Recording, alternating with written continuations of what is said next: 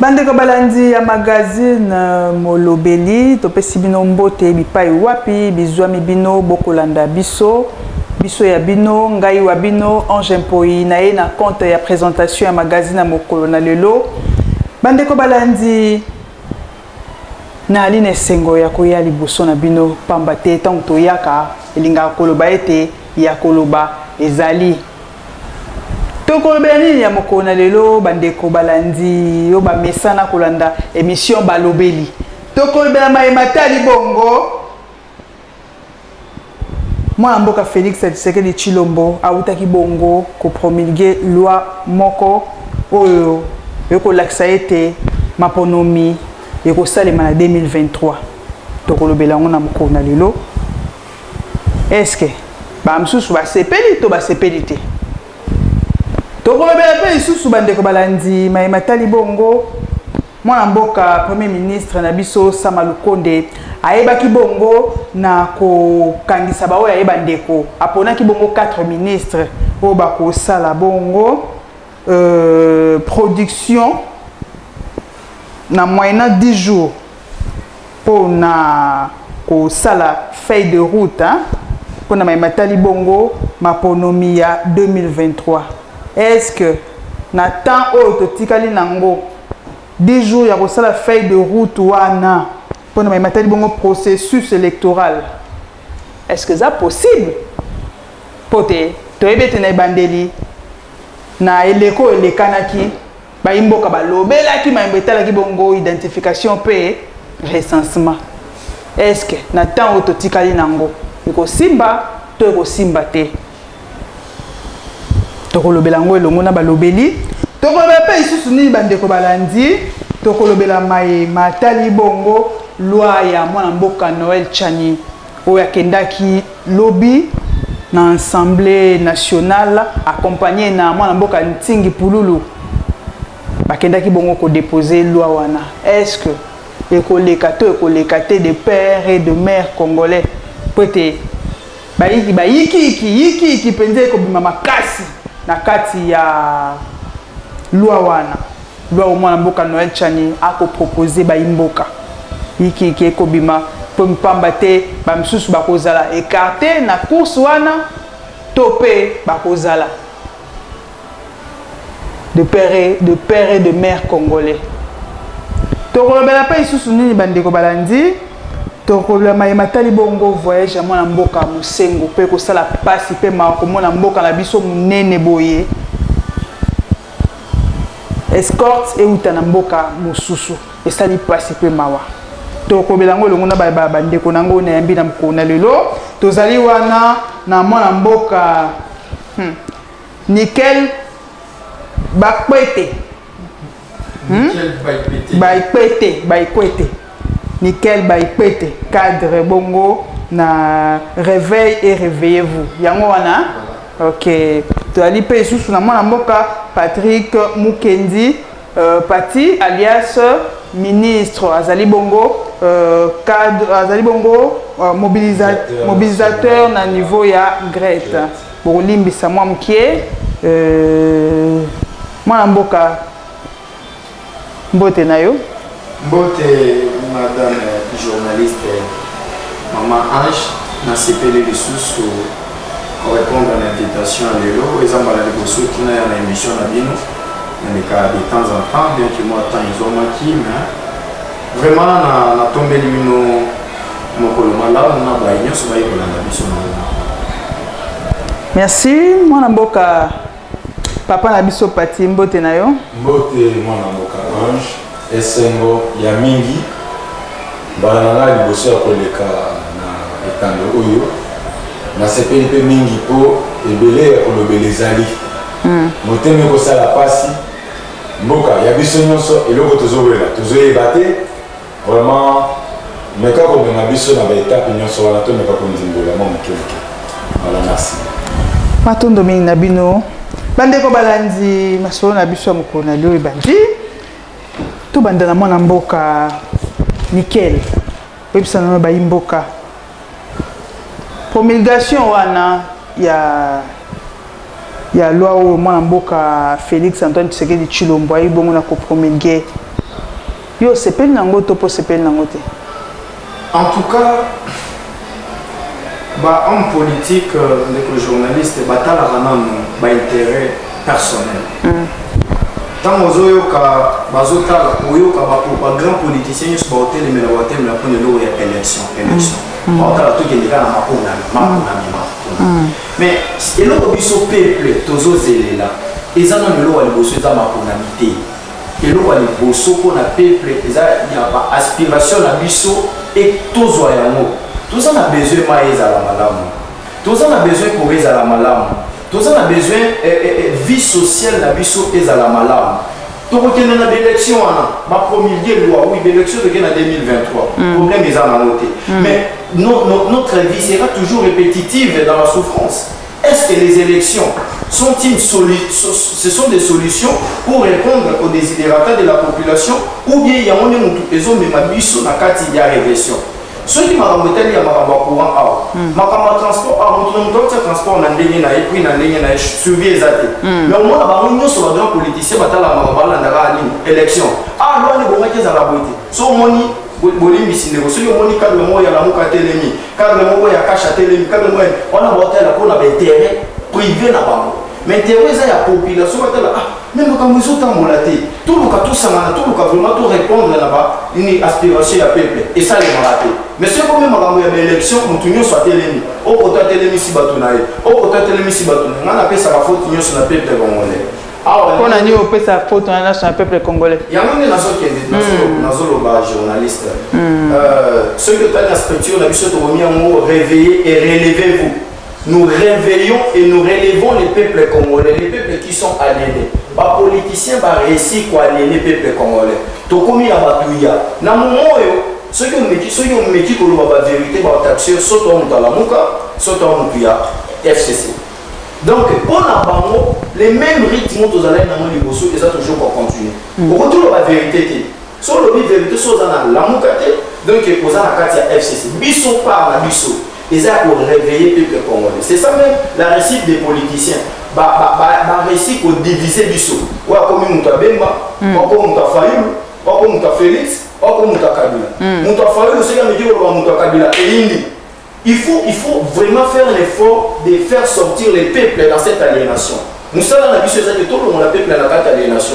C'est la présidente de la République, les députés, les ministres, ils sont des gens Bambo va toucher les Bambo on a vu sur la poche.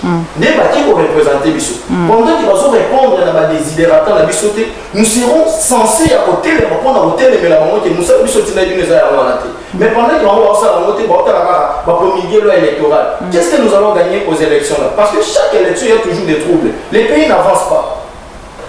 Pour moi, dans ce temps-là, nous m'avons ramené à l'élection. Le président Félix, quand il était venu, quand il était au moment des élections, il nous a promis beaucoup d'histoires, beaucoup de choses. Pendant qu'il ne réalise pas. Vous aussi, au lieu de s'attaquer de lui, totalement, on est toujours intérêt à l'élection. En 2023, tout ça. Personnellement, pour l'élection ne résoudra aucune chose dans ce pays. L'élection résoudra l'autre. Merci, Norman Mboka. Papa Nabiso, Papa Pati, Yoko Lobanini. Na maema tali bongo loi au mwana mboka Félix promulgué. Ya liboso ezali esengo mingi po mokonzi ya mboka azali moto ya liboso oyo azomona kote tozali kokende eza moto ya liboso oyo ayebi korespecte mibeko eloko wana sepeli mpona élection ezoya eza nini lelo oyo mwana mboka azoloba onaki bapromese na bapromese la réalité n'a pas réalité. L'élection est même en mboka na chaos. Oui, les élections est kaki. Mais l'élection est de Kochi Lombo, président de la République. Naza sirite que comme même en mboka na chaos. On a nini. Parce qu'Azali Moto, depuis Azu, pouvoir naïe. Azo travailler dans le lenge et le gobani. Yami balé. Ce qui est comme on a makamu, nous sommes au salema. Nous sommes au salema. Tozali na problème moko ya monene. Ezali bato oyo babimaki na makonomi oyo ekotaki koleka. Esalemaki na ndenge moko ya désordre. Na kitabili, ba organiser, ba mipesi ba poste, ba voter balon na bango baki kovanda na Sénat. Ngai na sepeli mingi na ndeko na biso président de la République, chef de l'État, Félix Tshilombo. Ou anticiper dans le motion d'élection. D'abord, de 1, au cas de polémique, on a dit que l'élection est glissement. Si vous avez le oyo, l'élection va être Luka. Il y a un les oya na mesa. Batata au bazan na Sénat, au bazo bomamboka. Maman Ange, limbisa na meka kondimbo. Banda Mobutu. Kabila le père. Joseph, est-ce que vous comptez non pas décennie? Population qui va souffrir, oui, va souffrir. Pourquoi? Parce que dans le système, il y a des tata, il y a des calabavani, il y a des Sénat, il y a des tata, il y a des tata. Toujours souffrir, pas souffrir. Tata, les lots à battre, c'est ma baloi, au bambou, il y a des pièges à m'envoyer pour battre.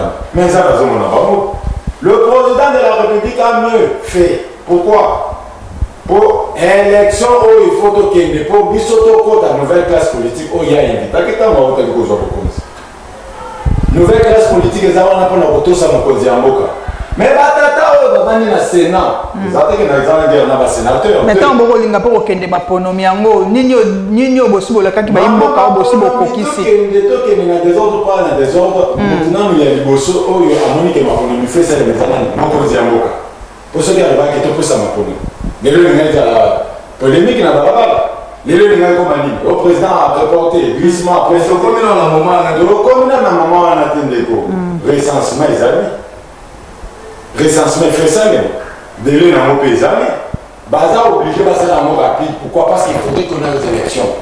Pour ceux qui ont continué à bateau pendant que soit à 2 ans, ils disent à maman, au Koyo, quand il y a un Sénat, c'est battu Kamboka, aux Akidiba. Nous avons une information, ils ont un cadre, il y a Zan. Mais il paraît que Zan a battu à partir du nom de Pika. Joseph Azanam. Mais le sénateur, le député, le élu du peuple, il y a une vérité. Parce que tu as mobilement à l'Est, tout le bâti. Mais on s'en est zonés dans le à Fachi. Qu'est-ce que Fachi a fait? Il a anticipé avec les élections, tout qu'il est dans l'élection, tout le monde a économie, on a battu tribalisme, haine, népotisme, la carte à Moka. Qu'est-ce qu'on mérite? Pourquoi on mérite ça? Nous sommes ses héritiers. Votre héritier d'État. Mais l'économie, tout le monde a carte à Moka. Na beaucoup monopolisé dans ma loi, il y a pour le plaisir. Moi, la Mboka, oui, ça va Mboka. Mambo etali bongo maponomi 2023. Tout le monde qui va Mboka Bintou Keita bongo moko ya matali bongo MONUSCO. Oya yepa aza ko insister matali bongo maponomi wana 2023. Est-ce que makambo o etali l'histoire congolais Congo ezali mboka monene. Congo eza mboka monene. Organe, il y a un monde ils ont soutenu la démocratie. Il faut mettre sur pression pour organiser l'élection. Pour les gens de la République pour organiser l'élection. Au contraire, pour naïr, azali pour na makono. Bana mboka bene on va dire que le va opposer mais va opter la plateforme sur ces délais. Après le discours ni bilan ne kuzalani ni zéro tout ça. Et que ça la passe. Pour moi on a commis jalousie. Jalousie à Nini, jalousie à Nini. Chef de l'État. Mon toi tout le monde a ça dans l'analyse. Tout le monde a un repé. Attends, Joseph Kabila Kara na pouvoir. Maïma, Maïtali Maki pour Maïtali qui prend ma autonomie. Tout le monde a un repé. Tout le monde a qui a un repé. Tant moi, Boka Joseph Kabila. Tout le monde a qui a autant moi, Boka Joseph Kabila. Azaki n'a pas beaucoup. To mona ki marambouana, marambo etala ki bongo makonomi ya hôtel ba pas toujours. Ce n'est pas parce qu'il est félix que tout le monde en place pour voter le président de la République. Mais comment ça? Mais la été le lenge kan. C'est maman. Et ben les ba kanisa ki makonomi ko salate. Mais makonomi ezali na 2023. Qu'est-ce qui prouve réellement? Papa nga yo dose en 2023, président de la République, comme étant garant de la nation, Azali le quoi la prédécesseur n'a été au Babana pour sa peuple. Mais Oyo Azali président Oyo a signé, il a signé. Comme on dit en 2023, on est comme des hôtels, ma polomie ezali te hôtel. Ma polomie en 2023. On est comme il y a la situation mususu wana. Ozomona te ke ezali kaka makanisi ya madongo ya tukoloba eza wapi. Na Sénat na chambre basse. Bato wana tofotaki bampona kotala makambo eza na première nécessité. Dans la même le kama courant. Bazo le belate, tala kota bazo le belate makambo maponomi. Loi électorale, loi ya Tchani. Makambo ya mai, bazo le belate. Régie des eaux, bâtiment depuis Belgiatica, Bacable depuis Belgiatica. Le président fait l'effort quand même. Mais comme le code, loi ils doivent reconnaître et ma polonais. Après 5 ans, il fait ça. Ils sont obligés. Mais pour la possibilité, ça, vision naïe. Hier encore le dit, Nazali n'a pas ambition que pour le mandat de Bali. Nous sommes en mboka. Papa na biso nickel, oyo na ba mboka. Na ndenge matali bongo maponomi mwana mboka oyo ali numéro 1 à MONUSCO wana mboka na biso Kinshasa. Ndenge aza ko insister à ce que maponomi esalema. Ko s'ingérer na mambo etali ya biso awa. Mabeto malamu. Moni mboka moko et bikaka en taxité. Il y a toujours la relation entre les États. Bien que tous les États indépendants, nous avons la souveraineté, nous pouvons faire ce que nous avons besoin de notre État. Mais il y a aussi d'autres États qui nous regardent. C'est comme ça qu'il y a la relation bilatérale avec les États patati patata. Mais avant de commencer, au moment de l'élection, nous avons promulgué des prétextes. Prétexte pour l'année. Prétexte. En 2023, l'élection est salée matin. Tu as vu le président Félix, ça nous a esquisse. Donc, on a en 2023, avant on a en 2023, on a esquisse nous sous vivre. En tout cas, on a l'élection. Alors, pour la qui s'acquiert non, il est un peu légaliste, avec un état de droit. Alors, il s'habille nous qui n'a pas les élections en 2023. C'est comme ça qu'on avait ici avec M. Kabila en 2015, 2017. Alors, élection au Salima. Élection au Salima, pas avec message, glissement, en 2015-2016, avec l'élection de 2018. Pour moi, c'est toujours les mêmes propos. Et tant que diplomate, politicien, parce que quand on va les manazela, à qui a promulgué l'eau, elle est une élection aux Arabes. Ça, c'est le premier motif. Deuxième motif, l'élection, c'est des Arabes. Tout le monde a déjà la carte de l'état. Tout le monde a l'élection aux Arabes. Et comme ça, il y a toujours président Félix Alain. Pourquoi? Au moment de l'élection de l'extérieur 2018, Ndeko Kabila a communauté internationale à s'ingérer dans l'élection. Alors, qui a organisé l'élection dans Moka, il Abi au lieu de ça, on a des la gérance. Au moins, l'ambassade, au moins, les députés, les députés, nous sommes donc, il a fait de son droit. Parce que c'est Yom à organiser l'élection. Ceux qui sont la communauté internationale à organiser l'élection. D'accord. C'est une communauté internationale à organiser l'élection. Alors, ça d'injonction parce que c'est lui qui va donner de l'argent. Il va vous épauler. On va ça serait toujours Félix. Ceux qui sont présents Félix, et aux alamoutos, ils ont toujours la cartel là-bas. Aux hommes, on a géré les obétants. Et aux alatés, mon tour, le peuple est apponi. Donc, on a satisfait. Ça, c'est la deuxième chose. Si réellement, l'élection est à 2023, il y a un bateau, il y a un journaliste, il y a un politicien, il y a un lobby. Ils ont préparé déjà par ingénieux. Attendez que ceux qui ont l'élection réellement en 2023, on n'a pas sa parole et que l'élection est salémée. Il faut déjà chercher à comment écarter certains candidats qui pèsent déjà. On a tout dit qu'à la candidate, on a un monopole, il y a électorat. Alors, on a la loi, ça n'est limite. Tout ça, ce sont des enjeux qui se préparent déjà au cas où il y aura des élections en 2023, qui soient toujours le président reconduit. Parce que quand la communauté internationale va donner de l'argent, il va donner des injonctions compte tenu de cet argent qu'ils vont devoir nous donner. Alors, qu'est-ce qu'il faut faire? Tous les autres élections et salement. Pendant que vie n'a plus sur vie sociale, ils en ont orienté. Mais moi, on a organisé l'élection, pour l'élection. Ce qui est automatiquement pour défendre mon Libanda. Et ce que défend mon Libanda, tu es une injonction extérieure, injonction externe. Donc l'élection que vous avez l'ingé peuple à l'ingakité.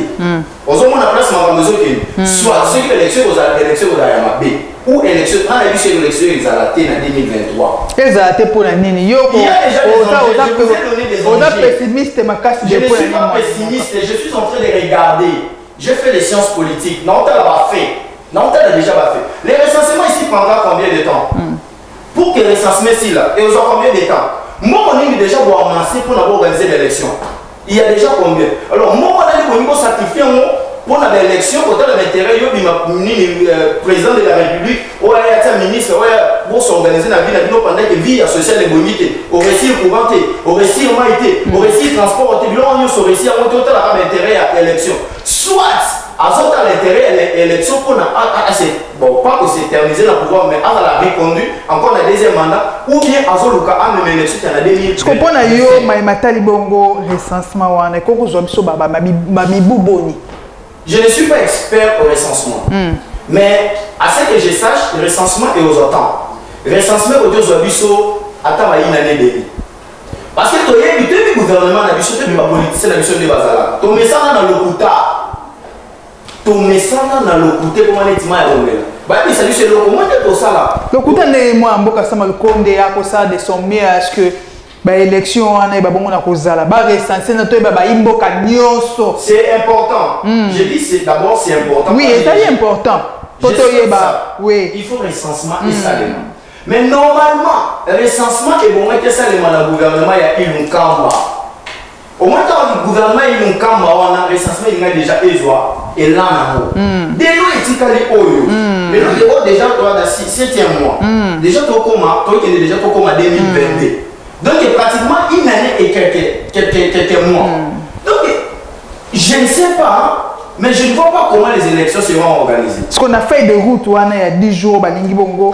Les politiciens, comme ça, ils ont dit la démagogie. Et ça, démagogie, il faut qu'on ait ta manette politique pour la décortiquer. Tout le monde sur bazar, on va travailler dans le Félix, sur bazar, à la gouvernement. Et puis, si on va parler de FCC, il y a FCC, on va nous sauver, on va créer le cash, et comme le on sous. On va nous sur la fatigue.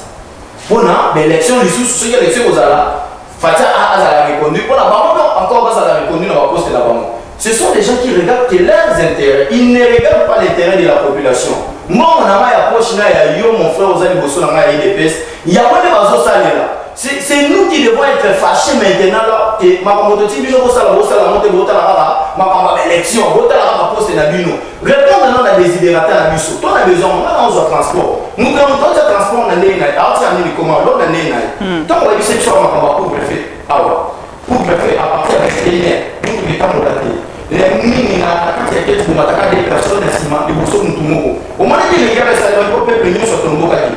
Na limité pour na ba tsamu ba keba kende ba tomuki na CGIDPS. Au moins c'est que la police bureau de pas na ndele. Mais dans un moment où na bisio transport ya ozo matete oya victoire na c'est na yas na ba ni na watu 1000 francs.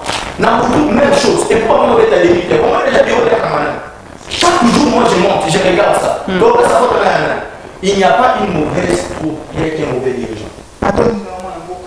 Papa Bisso, Papa Pati, Yoko Baksanini. Pour le recensement, on a 10 jours, fait de route il y a 10 jours. Est-ce que est possible battre aussi battre na tant autotique à l'inamo? Maman, et là que ça la passe, il y a 4 mois, oui, et années.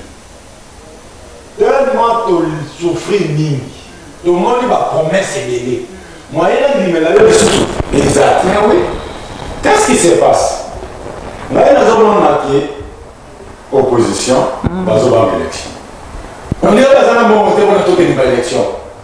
Nazo on a tapé conquérir la présidence de sécurité.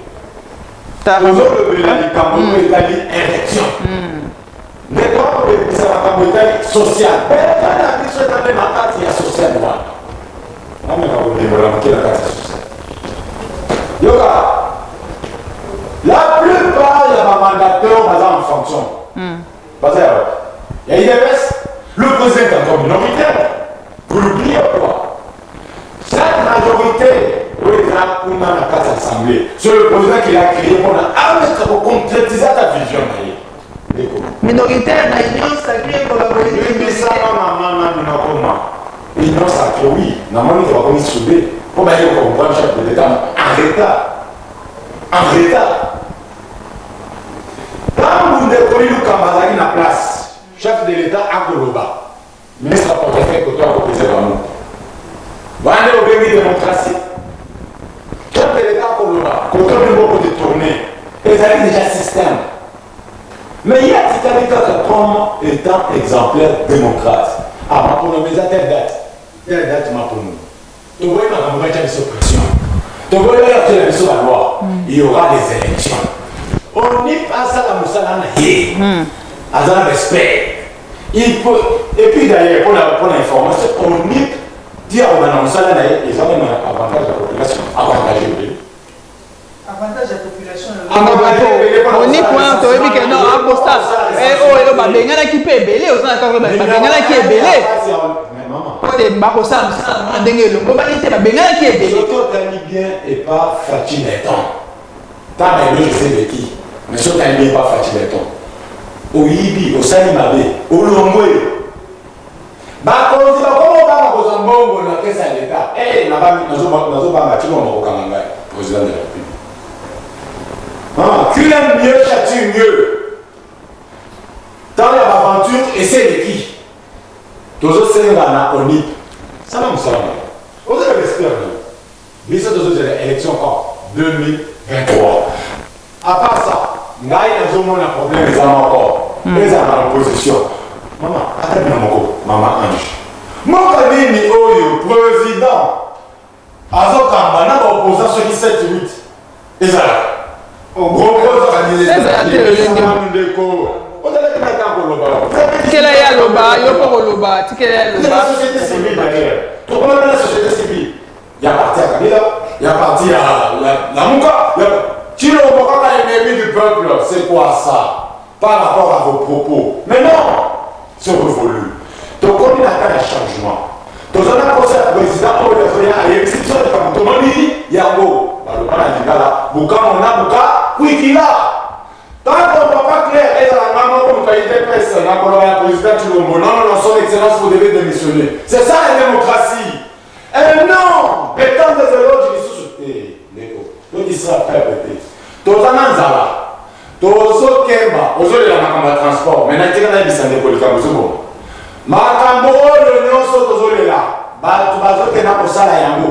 Batata Nicolo, Bazan le Sénat, Bazan le Parlement. Ce sont eux qui sont à la base. Le président parle, ils sont là pour chercher à les tourner. Son excellence, monsieur le président de la République. Problème, les amis, qu'on a les élections. Mais les Camerounais, tu écoutes Kabila dirigeaka, mais matali bongo recensement wana. Bote pas, mais il faut que bela baboyaka yango baboyaka. Il faut que bela baboyaka. C'est comme même ma polomi. Boyawa, boy pour ko recenser ba imboka. Tout ça, dans yo wana. Maloba, si quelqu'un s'exprime maintenant, peuple a pour ça changement. Je suis là pour le droit du peuple. Je suis le mobilisateur national du Grèce. Problème, les amis. Histoire des hommes habités, les gens peuvent éviter les lobby. Mais par contre, on avait utilisé l'histoire pour faire un autre à ça, c'est plutôt ça la vie. Tu vois bien, il y a Ngonga. Ngonga des Zamkié. Ngonga des Zamkié. Ngonga des Zamkié. Moi qui suis Grèce, je suis Grèce. Les élections 2023. Fin des citations. Nous avons un problème, les hommes encore. Opposition et Kobanga. Et les amis n'ont pas été. Maman nini aussi longtemps baba mola eloko postal malaka na kati na mboko. OK, na France na pesa le budget. OK, les États-Unis na pesa pendant que on va zoluka. Catastrophe économique et mondiale. Les Américains c'était toujours la paix, et c'est mondial. Mais ça est daté. Écoutez, nous souffrons. Je suis conscient que nous souffrons. Nous vivons toi-même. Mais maintenant dans la base, je sens la volonté politique de les chefs de l'État. Et c'est clair. Moi, Mboka Pati.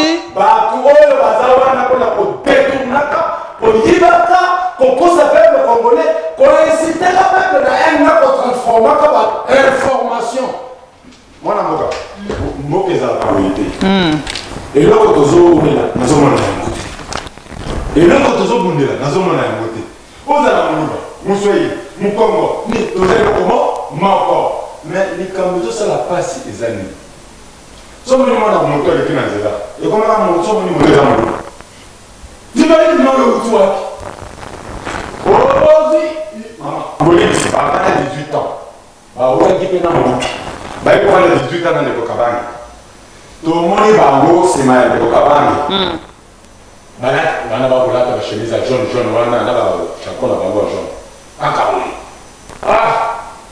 lelo bazalaki bamilingi liboke bakia bana na sénat baweli mpona humilité ce sont eux qui ont façonné des lois ce sont eux qui ont mis des principes na biloko beye bakia bakama kuna mpona nini bakona baintouchable tokobengana bango ndeni na élection les élections c'est ce que nous voulons fin des citations opposition société civile société civile kuto nazo critiquer bango te mais na comment la société civile a comme à côté il faut de la net mais société civile elle est comment il y a tendance à Kabila il y a tendance à Oyo la Moka il y a tendance à oh n'a pas nini ah t'es bon côté parti d'accord son excellence les élections 2023 cap vers le changement. C'est maintenant ou jamais.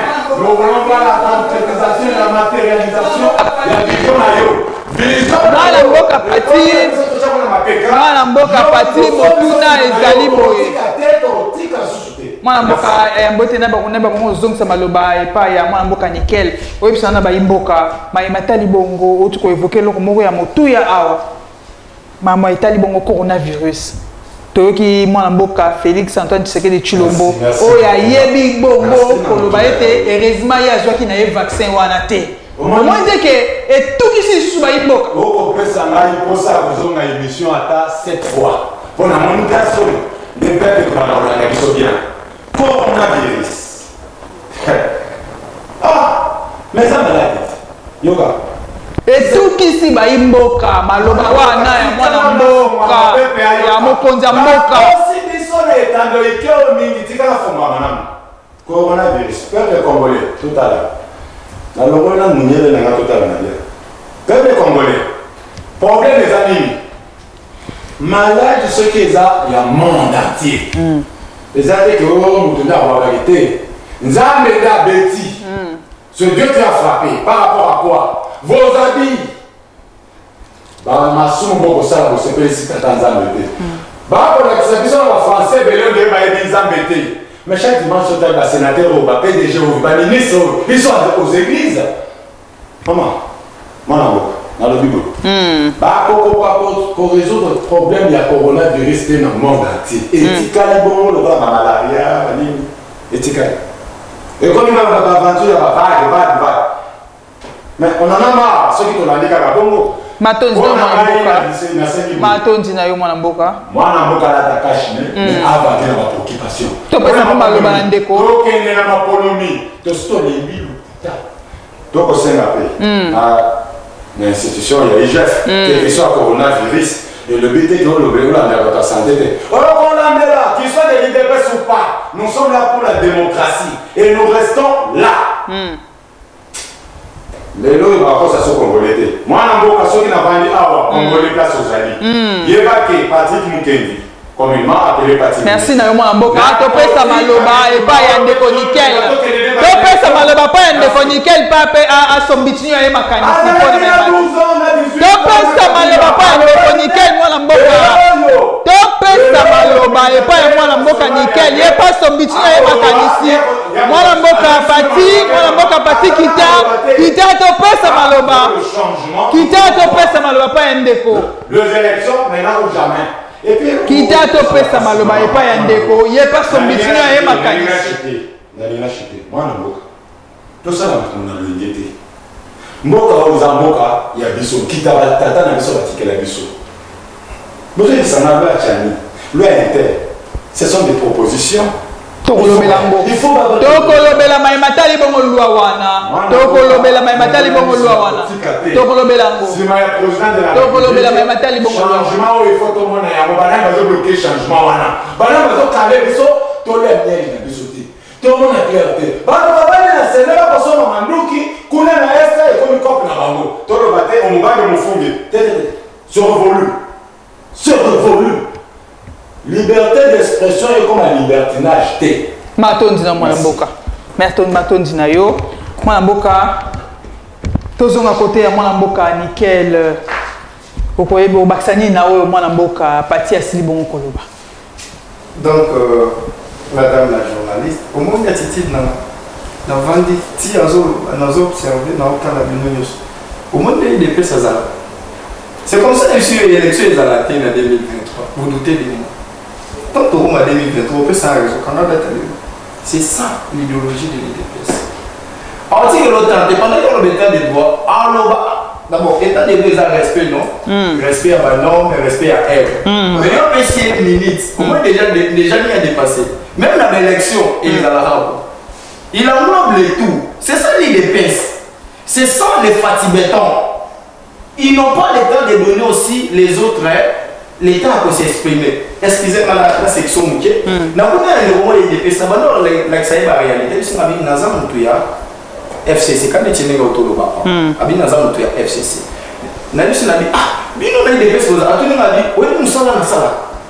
N'a dit monsieur lo Motorola. N'a dit monsieur lo carte na mon. N'a dit bino bozana c'est plus que Kabila. Parce que c'est plus que Kabila. Ce sont des intimidations où nous sommes fâchés contre ça dans le régime à Kabila. Je suis étudiant à l'université de Kinshasa, j'ai aussi été arrêté dans ma manifestation pour la Kabila qui est plusieurs fois. J'ai fini à l'université de Kinshasa. Donc, ce petit régime, ils ont continué, ça va risquer aussi d'être à la pure que Kabila. Parce que quand tu peux si chance dans les Félix, étant que moi en Moka, aïe, tu vas aller poser la changement mon boycott. Vu que Kabila, tout le monde n'a pas mon boycott, mais tout le monde n'a pas mon boycott. Mais quand il y a aux Unis, il y a même dans le discours, il y a reconnaître l'échec. On peut se dire l'échec déjà, quand la prémisse est fausse, la conclusion sera fausse. C'est ça la loi, il y a travail scientifique. Donc on va dire déjà ma baie. Parce que généralement, il y a développement. Donc on a déjà introduction, on déjà sans la conclusion. Quand vous commencez déjà au premier mandat des esquisses comme ça, vous reconnaissez aussi que vous avez échoué. Au deuxième mandat, qu'est-ce que vous allez nous donner? Parce que c'est gaillard, là, c'est toujours la partie que nous, bon, on a malobo, propos, on a retenu pour la même bongo, vaccin wana. Oui, tout qui s'est fait baïmbo kebele. Au moins, je me réserve. On a trouvé maladie maladie mais maladie on a la façon de voir même la vie sonner c'est pas pesant pour être maman. Si on vient d'être maman pas fruit d'ici, na maman on a les balles la maladie. Bah bien les maladies mais chez nous ici ça devient l'habitude. On souffre, on vient avec la malaria, nos maladies typhoïde, malaria et comment chronique, comment maladie 4 plus. C'est normal que maladie a besoin et un impact mon gravité dans mon parce que si il y a un impact tu as tous à la beauté dans la vie quand tu vivre qui n'est pas tant au moins des peuples attendent là bah moi je suis ouais na sima avant la balai tu as masque par force malade des maladies pourquoi bis tu n'as pas fait qui mobimba comment mobimba ngai kufa la maladie existe mais pas dans ce sens là bah on va même la biso bah sans soigner les alaki non bah la sabato qui non bino pe awa na RDC bois la maladie parmi bah bon on va le capé bah bimisa et bino pe pour participer dans moi alors pourquoi ça valeur na autour na mutu na ka awa ndeko na biso bah ndeko eza ba Martin Fayou eza la bandeko F Bazaiba le secrétaire général à MLC alors bah kini maladie ezate tu es dit bah cop neni et bien ta manaka tsamboka alors moi la maloba bien qu'il y a un ministre comment on a caché dans le sens qu'on respecter la loi et Mboka. Mais sachant dans la tête que cette maladie-là existe, mais pas dans le sens où les gens veulent amener ça, surtout les politiciens. Parce que avant de climatiser, on a dit malaria pas naïe, ils allaient sous maté, typhoïde, ils allaient rater. Biso de bangamba na bango. Et ils ont tellement ça la maramuna, bangamba on peut pour favoriser tibasoso, à protéger biso na ndé na biso. Donc la maladie existe, mais pas dans le sens là. Non, tu as un Jérôme. Alors, il y a pour naïe même ban amitié, il y a tabani, il va mal traiter. Et puis pour naïe retour à vaccin et ça et ils ont mangé kakaye. Alors, quand la masque pour na la tango, pour respecter d'abord la loi et Mboka, parce que si on a là ça monter des salles de bimi rebelle, on respecte la loi Mboka et puis d'ailleurs ça étouffe. Chaque fois masque, ça étouffe. Maladie est en amour. Mais ils ont un sens où ils ont même la montée. Ils ont grave dans ce indé. Ils ont un journaliste qui a dit que les gens ont demandé bateau sur le Covid. okende motali bango ko fina Covid na boité na confirmé pété na yo côté mais malbo moi na télémeli pété voilà mais batali bongo oh mwana mboka nani azoloba côté mais ma kanisi ya muyembe mwana lobi yango te ebimi na maloba na monoko na ngate mwana lobi te ke na télémeli maloba muyembe mais na lobi maladie eza muyembe apesi aboloba ete apesi bazopesa bato bongo ndenge nini baka oyo bato bazokufa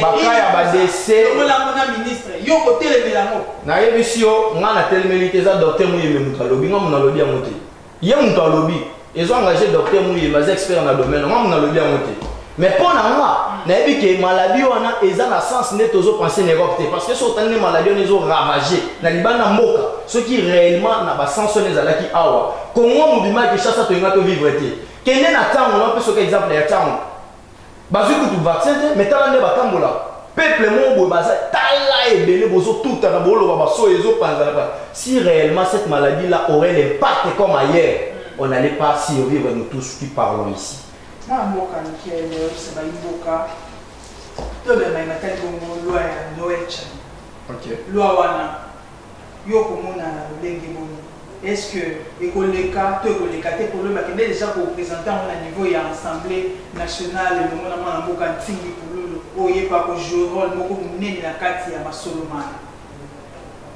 ndeko journaliste na rolemba te kozongela na yebisa na lobby. Ça, c'est ce que d'autres leaders politiques appellent la théâtralisation de la politique. Est-ce que ça, c'est de l'importance? Ça a une importance maintenant.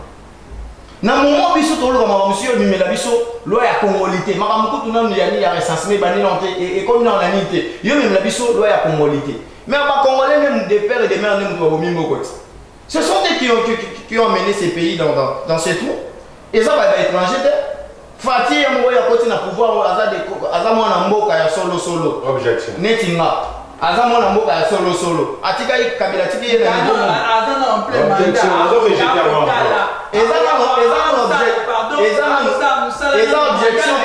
objection na ye ezala na liete na moment oyo parce que lui-même ezanga mona lobi monté lui-même reconnaît son échec dans ses mandats yo na nyomote ndeko journaliste langa ba mama kamne président loba a reconnaître échec vie yaza waza témoin toza biso so na kati ya plateau vie otozala na mona kabila to bengani ye voilà na vie otoza na mo sikoyo na congolais de père Félix ozomona vie na jour na bimi na moto na zo parce que na komaka na moto parce que ozo transport ndeni na bima na moto mai mi se telemenga na bi so tozala na mboka neti ba Nigeria to linga to consulter ba die to vanda to ba mais qu'est-ce qui se passe qui nous a amené cette malédiction dans ces pays nous se community to zini na libulu mobo bozo kanga batu na justice oui c'est quelque chose à appuyer il gère très bien musala kitoko mais tout le monde a moment les autres na caisse à l'état et puis impacter population tout à na vie A to comme na vie B azo une sabiso néfice que na vie auto na pas kabila et puis to mata pendant que azo fait sabiso ba promesse belé promesse on a irréalisable yé moko alobi na monoko na il reconnaît son échec yo ya hôtel me lo ba que yo président de la république on s'en maloba mwana mboka si ça idée OK avant de reconnaître que non il a donc à réussir la mission a été dans mandat haut c'est comme ça qu'il projette le deuxième mandat voyez un peu alors Ndeko Tchani pardon Bolimisi botika biso to na besoin ya kimia na mboka toti ko lekana élection to bobe ngoma élection pacifique civilisée botika biso kimia za na mboka parce que bozo luka ba tu mususu bozo to ebi ba kando o bozo ciblé boko misi ba tu nyonso ba étranger surtout na eza arme ya makasi ya IDPS so bona yo mo net ba ko ciblé bena nani o na bona na défendre muto ate na défendre le peuple congolais ngana ya na lobela pe ne pas IDPS so parce que on est tonyo ko mane moko il est aussi le peuple. Je suis en train de lui défendre. Donc, Moussala Nezana, il attend à comment mon toit a fallu lutter, caméra était métoyéli. Tu es bien Mouta Liboso, bah écarté la course électorale, tu es bien Neko Caméra. Deuxième Moutou, selon les total, il y a un dépôt, un dépôt, Moïse Katoum. Boson, on a rendu les autres mots. Tu es bien pour la Babimisi, parce que déjà, Babengaka, on a le bien on a confirmé que Babengaka Kabila déjà étranger. OK. Donc pour yo ba ko écarter Ndeko Moïse Katumbi. Mais Babengaka déjà Ndeko Kabila étranger. balongoli ndeko Kamel. Ce sont les poids. Ndeko Kemba a comment on a déjà les cowboys fatigués la mambo CPI était déjà discipline kuna alobani le sous-souté a comment on a les kamakam. C'est comme par le kabatika la monopole, il y a leadership. Mais attention, ça va rétorquer contre vous. Si vous faites ça, les peuples étaient éveillés ces derniers temps. Peuple a comme éveillé. Bon, déjà ndeko Faulu kuna bobete déjà étrangers. C'est comme on retire la nani. Ndeko nani a botene na élection et aux attendez unique net au monde imboso. Nous sommes en Assemblée nationale, au Sénat, et comme le président candidat unique, président de la République candidat unique, c'est grave. Pendant que vous prenez l'état des droits, laissez aussi les autres s'exprimer.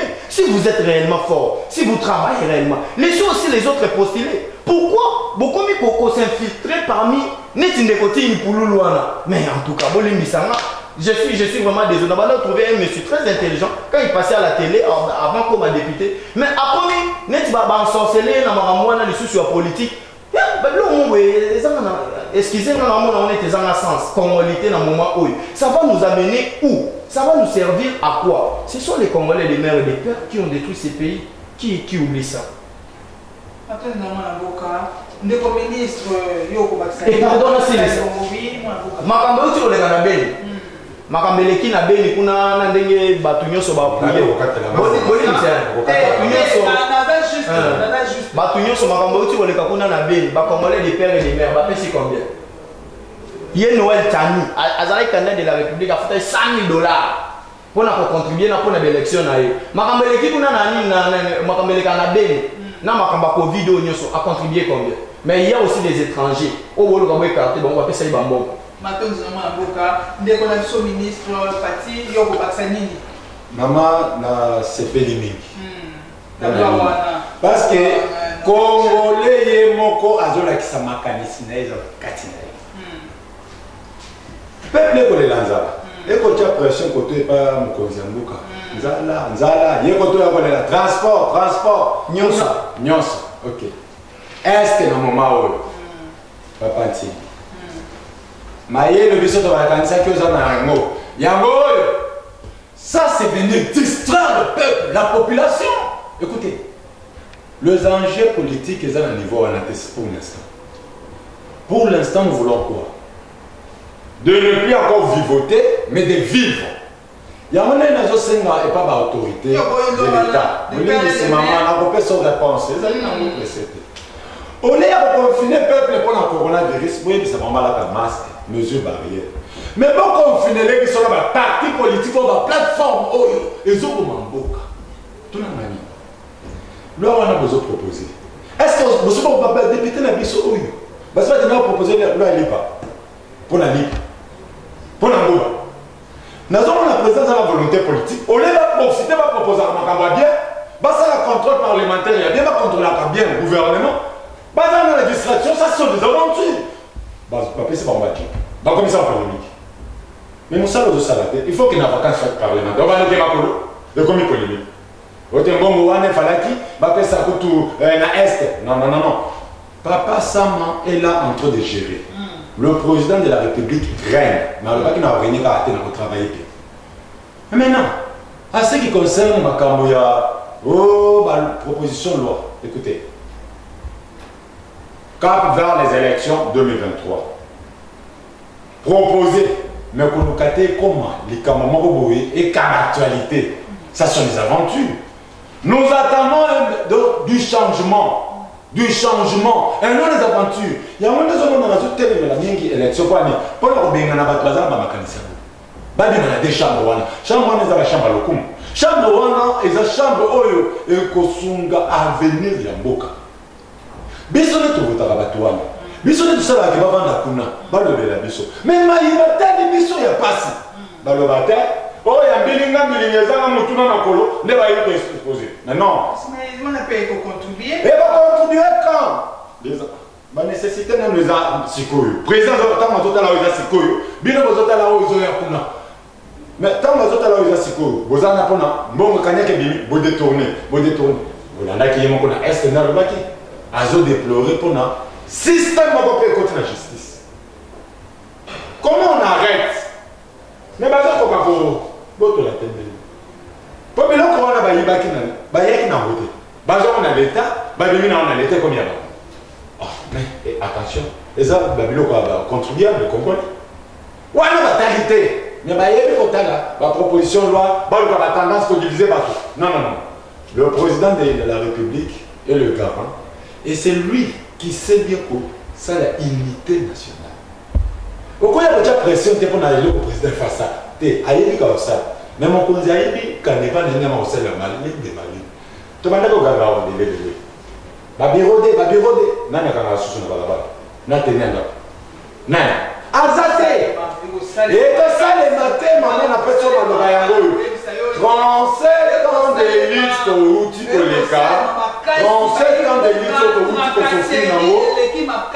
Non, non, ozosala bilanga ya masango ozosala bilanga ya masango na bilanga ya masango ozosala wana donc ata mwa lititi moko ekotikala te me matiti otokolonga na maboko yebi yango te botika mwana mboka asala problème eza awa eza nini incitation à la haine tribalisme ematito makasi tobanda kobala nawa kimia mais lelo oyo bonne mise na pesa exemple la hôtel mon moto hôtel ka wewe mulu te zabo moté pourquoi ni pe ba yawa bele ba kare minye bele bote ki kuna et pas na bango ba to bateki en bavani na sénat bozo ki pe bango te vous êtes là pour le traité président de la République te mana zo côté président de la République tika na côté l'été je sens la volonté politique souci à bien-être universel à comprendre que nous souffrons de réalité.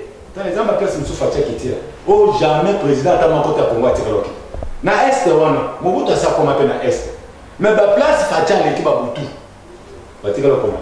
Mais qui est cette personne qui prend le risque pour l'intérêt des autres? Et puis dans le meeting, na bango té na lobi. Na koti kabinoté, na zana bino. Maman. C'est le président de la République qui parle. Vous croyez que c'est un porte-parole du Congo? Non, attention. C'est le chef de l'État qui s'exprimait. Il s'exprime à l'Est et puis il veut de cette population.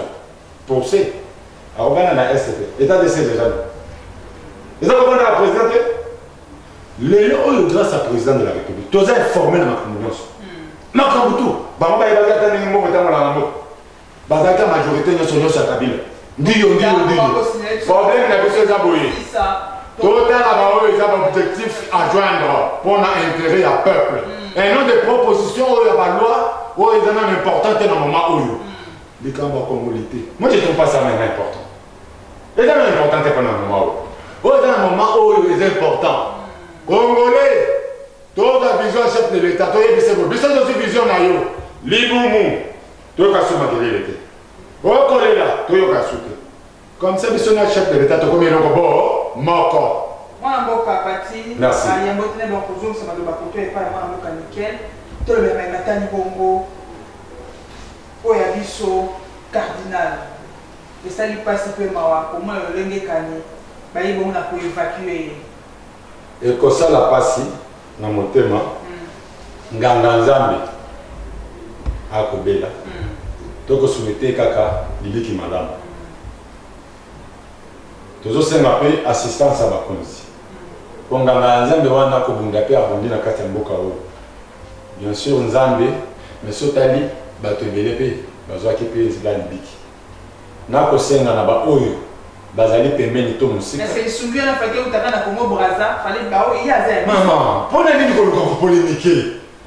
Azala cardinal kaka ya Congo ta. Azala cardinal Afrique centrale, boto ko San Antonio. Pour les lignes polémiques, nous avons la place polémique. N'est pas pour un an.